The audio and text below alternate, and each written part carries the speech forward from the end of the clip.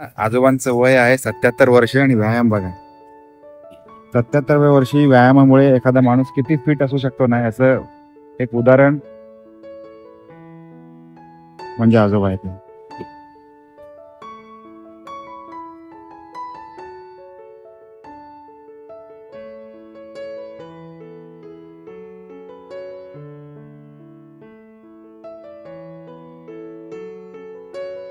नोकरीवाला युट्यूबरचा आपल्या सगळ्यांना राम राम. राम राम. नमस्कार. नमस्कार. Very good. थंडी पडते का? थंडी पडत नाहीये. थंडी कुठे गायब झाली माहिती नाही. सरकार स्थापन झालेलं आहे. आता हा दोष सरकारला द्यायचा का? बाकी सगळ्याचे दोष आपण सरकारला देत असतो, पण आता थंडी नाहीये, डिसेंबर महिना आला तरी थंडी पडत नाही, याचा दोष कोणाला द्यायचा? आम्ही थंडी शोधायला चाललोय गार्डन मध्ये. तिथे तरी थंडी मिळेल का माहिती नाही, पण एन्जॉय तर बाकी नक्की होईल. या ड्रायव्हरकडे हेल्मेट नव्हता, याच्याकडे हेल्मेट नव्हता, मी हेल्मेट घातलंय आधी सांगतोय. आता काय बोलशील? जायचं गार्डनला? पालिका प्राण्यांना क्रूरतेने वागवण्यास प्रतिबंध करण्याबाबत अधिनियम, त्याच्याबद्दल काय काय लिहिलंय वाचून घ्या. पनवेल महानगरपालिका सगळ्यांची काळजी घेते. आम्ही आलेलो आहोत नवीन पनवेल मधल्या स्टेशनच्या समोरचं ओपन गार्डन आहे. कोणी येऊ शकतं, काही फी नाही, पैसे नाहीत, काहीच नाही. हे देखो मेडिटेशन करणार का तू? का? क्रिएटिव्हिटी बघ पब्लिकची एक नंबर आहे. असंच पाहिजे. ईश्वरी मी इकडे एक्सरसाइज करणार आहे. काय मी करणार आहे इकडे एक्सरसाइज आणि तू का? हे बघ काय लिहिलंय, जेनिथ स्पोर्ट यांचं आहे. कसं कसं ऍक्टिव्हिटी करायची ते. आणि इकडे मुलांना खेळायला का तर मोठ्या मुलांच्यात हे ठेवलं लागेल तुला. ते लागलं की नाही? जा तिकडे झोपाळ्यावर जा.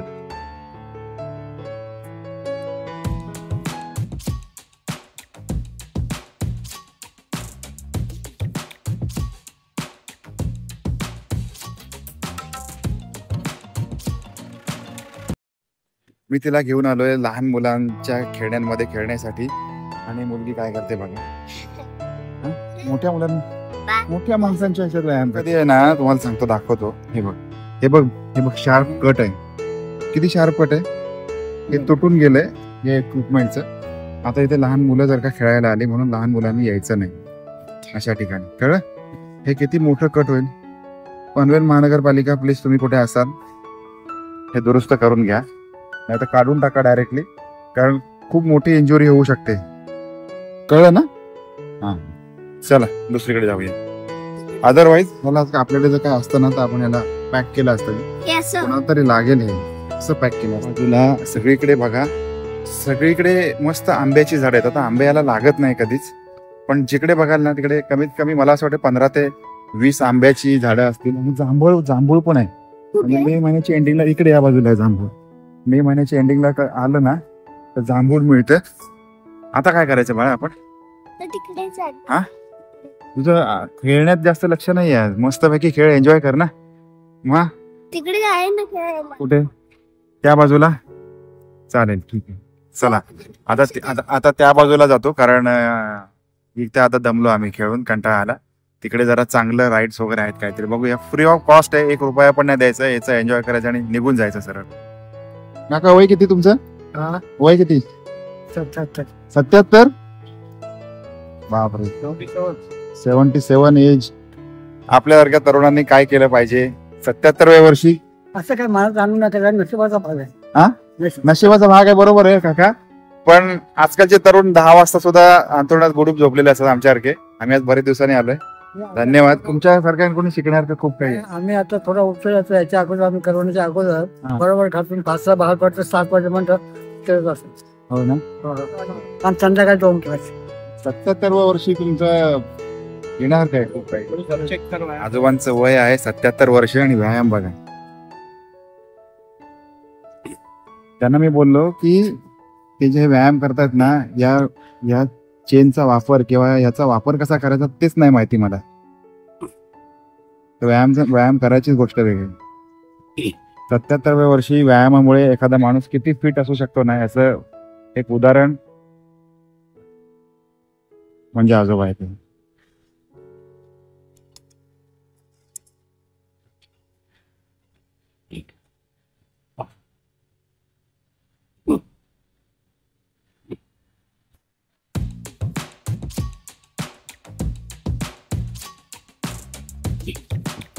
नाव काय तुमचं? चौकी चौकी. तुमचं गाव कोणतं? आमचं कोकणात गाव आहे. कोकण. आम्ही पण कोकणात. कुठलं? पेन कासतो. कासतो कांदापूर. हे का पेण आपला?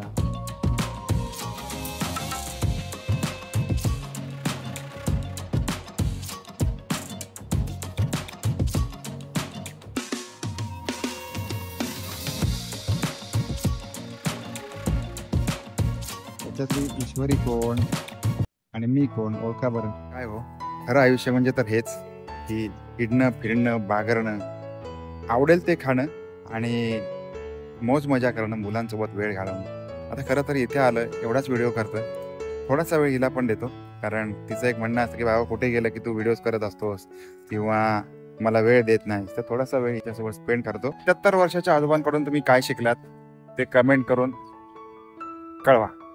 हा, ईश्वरी कुठे अडकली बघा पिंजऱ्यामध्ये. बापरे, आता कसं बाहेर येणार ईश्वरी तू? हा, कसं बाहेर येणार? ईश्वरी मला फोर्स करते की मी आतमध्ये जायला पाहिजे. मी समजा याच्यातून आतमध्ये गेलो तर बाहेर येईन का बा? येऊ मग, बघू दे.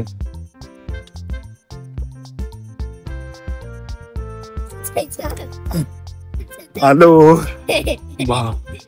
आता बाहेर कसं जायचं आपण? हा, कसं जायचं बाहेर? वरती आहे पिंपळाचं झाड. आमचं खेळून झालेलं आहे. सो मोस्ट प्रॉबेबल पुढच्या 2च मिनिटांमध्ये आम्ही निघून जाऊ. कुठून पण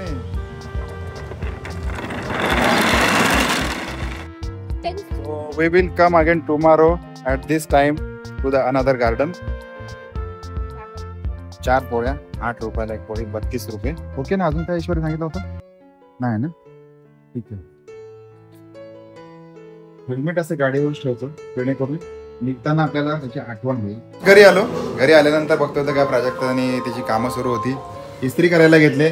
आणि या बाजूला सिरियल सुरू आहे अशोक मा. आवडीची सिरियल माझ्या. त्याचबरोबर घर में पकड़ा आहे ये भरलं वांग. दुसऱ्या बाजूला सुरू आहे मशीन. आणि आता जस्ट घरी आलोय. एन्जॉय. कसं वाटलं ईश्वरी तुला? एक नंबर फिलिंग ना? एकच नंबर वाटलं खरोखर. बाहेर सकाळी जर का फिरलं, गार्डनमध्ये गेलं, मोकळ्या हवेत गेलं तर अतिशय प्रसन्न वाटतं. 100% guarantee. Set already going to drop Ishwari at school gate for today only. Otherwise she uses school van and Prajakta is also getting ready. Today I got late. She's on time, so sorry for that. Ishwari is also wearing footwears, shoes, and within some time we are leaving. So जाता जाता आणि येता येता एक छोटंसं काम करायचं आहे. ते काम असं असणार आहे, आधार कार्डचा डाटा अपडेट झालेला नाही आहे. त्याचबरोबर 1-2 बँकेची कामं आहेत, ती पण करायची आहेत. आता ही सगळी कामं होतात की नाही, दॅट्स द क्वेश्चन. साधारणपणे 6 महिन्यापूर्वी एक ईश्वरीचा ड्रेस घेतलेला होता, तर तो आम्हाला रिटर्न करायचा आहे. घेतात की नाही माहिती नाही, पण प्राजक्ताने खूप फॉलोअप घेत आहे त्याच्यासाठी. थोडासा एक साईज मोठा हवा आहे, सो ते पण असणार आहे काम आमचं.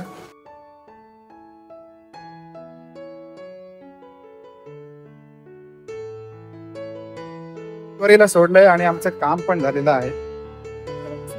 काय जाऊ दे कशाला जाऊ दे ना तिला. लस्सी घेते 15 रुपये. मध्ये आमचं एक काम तर झालं. आता दुसरं काम इकडे ना नंतर अर्ध्या तासानंतर चालू होईल. SBI card. SBI मध्ये थोडा वेळ लागतो, पण सिक्युरिटी आणि या दृष्टिकोनातून सगळं काम एकदम यांचं परफेक्ट असतं. 15 मिनिटं गेली माझी इथे आतमध्ये. काम परफेक्ट झालंय. प्राजक्ताला मी बाहेर थांबवलंय, बघूया काय करते ती. सो सोनार की आणि एक लोहार की म्हणतात ना, तसं आहे.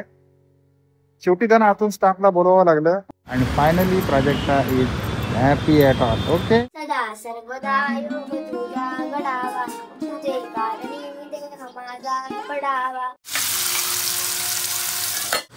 प्रत्येक घरामध्ये संध्याकाळी 7च्या वेळेला जर का शुभम करोतीचे सूर लहान मुलांचे ऐकायला आले नाही तर ती संध्याकाळ होत नाही. असं आमच्या लहानपणी होतं प्राजक्ता आहे ना. घरोघरी तुम्ही कुठेही जा, लहान मुलांवरचे संस्कार, शुभम करोतीचे संस्कार, त्याच्यानंतर घरातल्या थोड्या मोठ्यांना नमस्कार करण्याचे संस्कार कुठेतरी लोप पावलेत.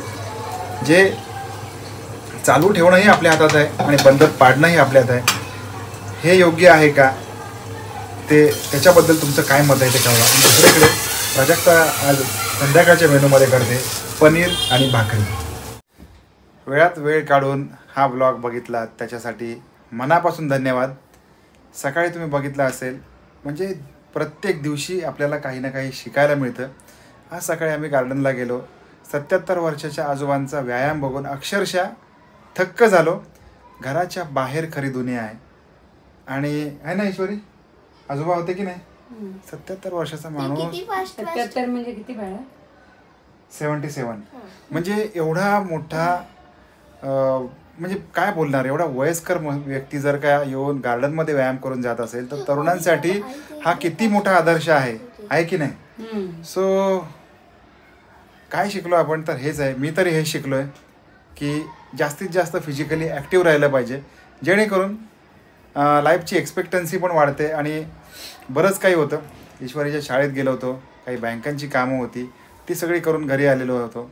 त्याच्यानंतर संध्याकाळी प्राजक्तांनी खास पनीरची भाजी आणि भाकरी केली होती.